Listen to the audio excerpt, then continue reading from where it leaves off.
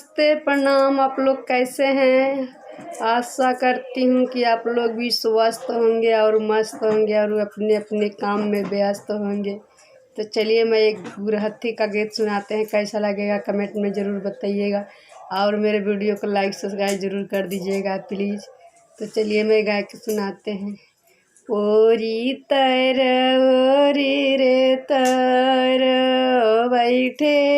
भर रे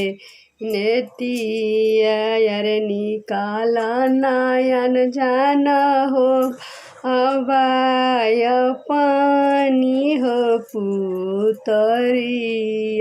अरे निकाला नयन जाना हो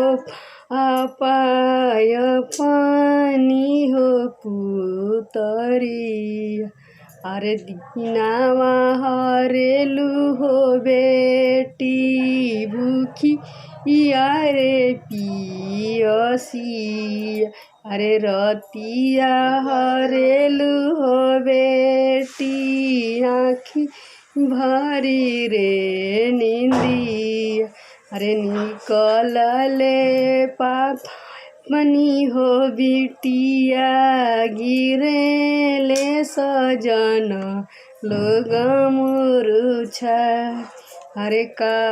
तू सजन रे लोगावा गिरेला मुरु रे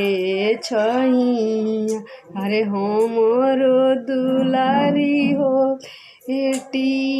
आँखी के रे पुतरिया अरे कौन पिजड़वाए सोमधी रखल ऐसन सुंदर रे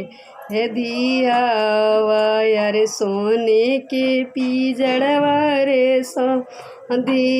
रखनी ऐसन सुंदर रे हे दियावा टीका वाली अले भासुर डिबावा में मुद के खोली देखावाना तो गारी दे बिछुन के खोली देखावाना तो गारी दे बिचुन के बहिन ले बिगिन के खोली के देखावाना तो गारी दे बिचुन के यही रे बसुरवा के लामे लामे दात रे ही दाते नासल समा वहाँ मार रे ते नासल समाड़ा वहाँ मर यही रे बसुरवा के बड़े बड़े टांग रे यही टांगे नसल सीमाड़ा वहाँ रे यही टांगे नसल सी हवा हमार रे यही रे हवा के बड़े बड़े आँख रे यही आँखें सलस माड़वा हमार रे यही आँखें नसलसी जरा लाइट दिखा दो मैं डाल देखूंगी जरा लाइट दिखा दो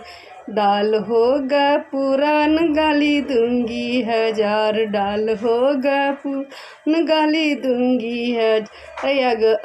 अगुआ के मड़वे में बांध रखूंगी जरा लाइट दिखा दो मैं डाल देखूंगी जरा लाइट दिखा दो टीका होगा पुरान गाली दूंगी है अरे टीका होगा पुरान गाली दूंगी है साला समधी के मड़वे में बांध रखूंगी जरा लाइट दिखा दो मैं डाल देखूंगी जरा लाइट दिखा दो नथिया होगा पुरान गाली दूंगी हजार नथिया होगा पुरान गाली दूंगी है अरे आज भसुरा के मड़वे में बांध रखूंगी जरा लाइट दिखा दो मैं डाल देखूंगी जरा लाइट दिखा दो मैं डाल देखूंगी जो मड़वे में देवरा के बांध रखूंगी जरा लाइट दिखा दो पायल होगा पुरान गाली दूंगी है पायल होगा पुरान गाली दूंगी है आजू मामा जी के ही मड़वे में बांध रखूंगी, ममिया ससुर के मड़वे में रखूँगी। कैसा लगेगा कमेंट में ज़रूर बताइएगा और मेरे वीडियो को लाइक सब्सक्राइब ज़रूर कर दीजिएगा प्लीज़।